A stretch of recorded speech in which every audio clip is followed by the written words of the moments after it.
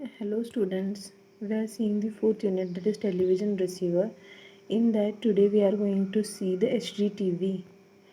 Then HDTV, that is NHK Muse system and NHK broadcast. What is Muse? Muse stands for what? Multiple Sub-Nyquist Sampling Encoding.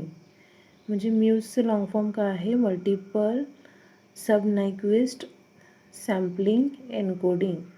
ही काय आहे? H D T V bandwidth compression scheme आहे.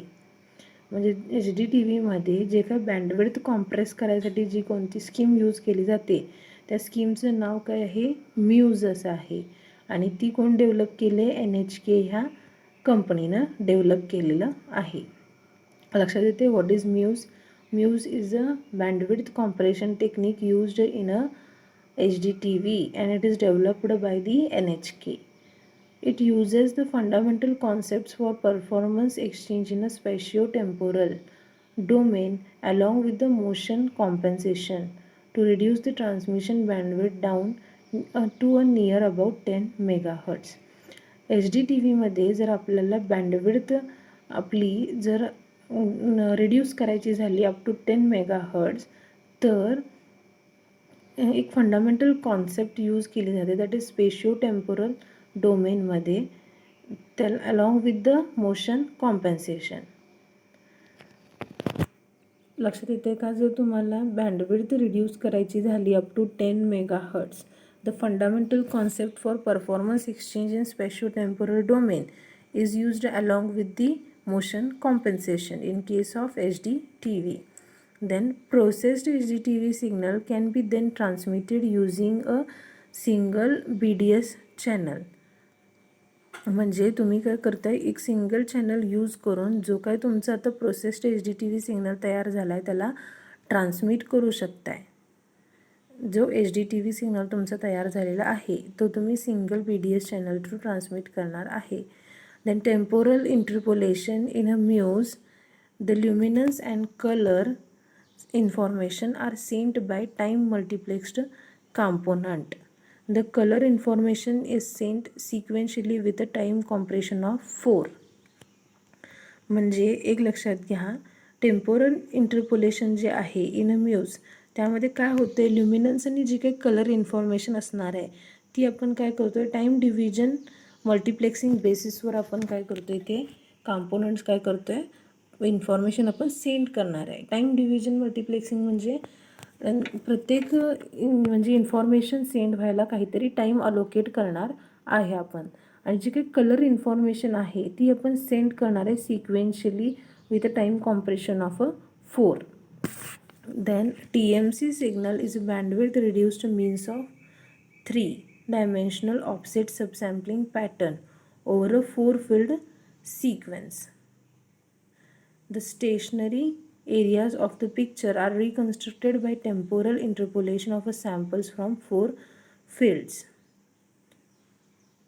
म्हणजे जे काय आपलं TMC signal आहे, time multiplexed component signal ची जी काही बँडविड्थ असणार आहे ती आपण रिड्यूस करणार आहे by means of the 3-dimensional offset subsampling. म्हणजे ही 3-dimensional offset subsampling pattern use करून जी काही बँडविड्थ असणार आहे ती आपण रिड्यूस करणार आहे ओव्हर द 4-field सिक्वेन्स. आणि जे काही स्टेशनरी एरियाज असणार आहेत पिक्चरचे आपण ते रिकन्स्ट्रक्ट करू शकतो आहे with the help of temporal interpolation of a sample from 4 fields.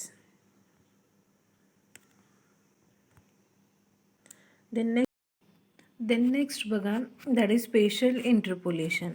आता इथं बघा, for a moving picture area the final picture is reconstructed by a spatial interpolation using samples from a single field.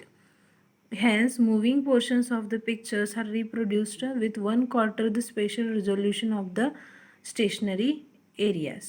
म्हणजे इथं तुम्ही जे काही तुमचं moving picture असणार आहे, मूविंग पार्ट असणार आहे तो with the help of stationary part तुम्ही काय करू शकताय? रिकन्स्ट्रक्ट करू शकताय. The special frequency response for both the stationary and moving areas are shown in the figure. मी तुम्हाला दाखवते ती डायग्राम कसं आहे. स्पेशल फ्रिक्वेन्सी रिस्पॉन्स स्टेशनरीसाठी कसं आहे आणि मूविंगसाठी कसं आहे ते. The lack of resolution during movement of the entire scene, as in case of the camera panning, zooming and tilting, is prevented by introducing spatial motion compression technique. म्हणजे ज्याला आपण camera zoom करत असतोय, टिल्ट करत असतोय, camera panning ज्यावेळेला करत असतोय, त्यावेळेला जे काय आपल्याला लॅक ऑफ रिझोल्युशन जे आपण फेस करतोय, तो जो प्रॉब्लेम आहेत सगळे ते प्रॉब्लेम प्रिव्हेंट होतात. कशामुळं? Because of the special motion interpolation compression technique. लक्षात येते? जे काही तुम्ही झूम वगैरे करताय त्यावेळेला तुमचं रिझोल्युशनमध्ये क्वालिटी, तुमच्या पिक्चरची क्वालिटी काय होऊ शकते, म्हणजे कमी होऊ शकते.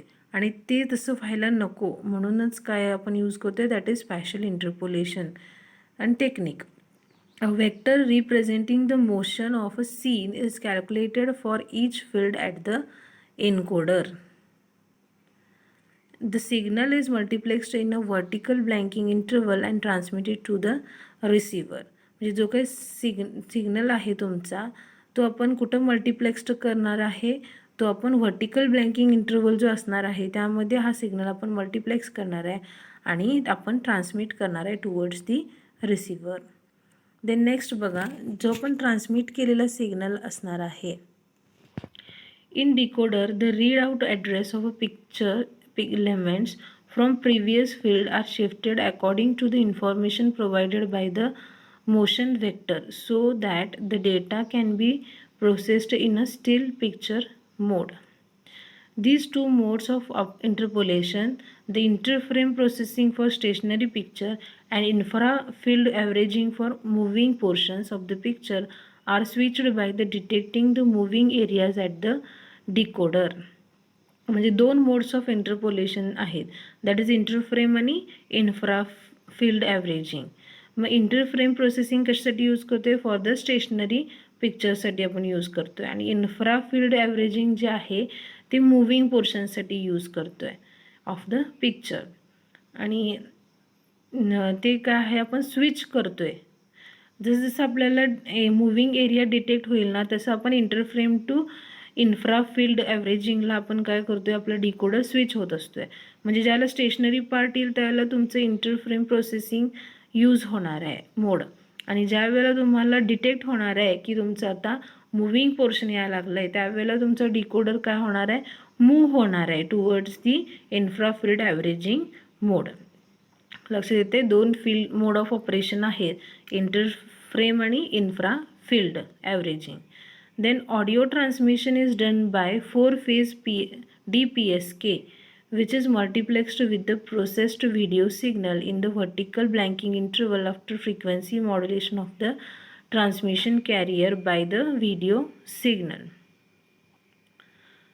म्हणजे ऑडिओ ट्रान्समिशन जे आहे ते त्याला कुठली टेक्निक यूज करतो आपण, दॅट इज 4-phase DPSK आपण टेक्निक यूज करतो आहे.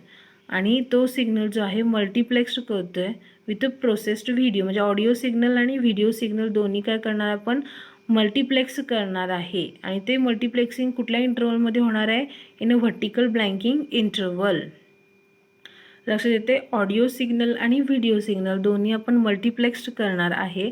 आणि ते मल्टिप्लेक्स्ड केलेला जो काही सिग्नल असणार आहे तो आपण कुठून, म्हणजे कुठल्या इंटरवलमधून आपण हे यूज करणार आहे, व्हर्टिकल ब्लँकिंग इंटरवल जो आहे तो यूज करणार आहे for the transmission of video signal.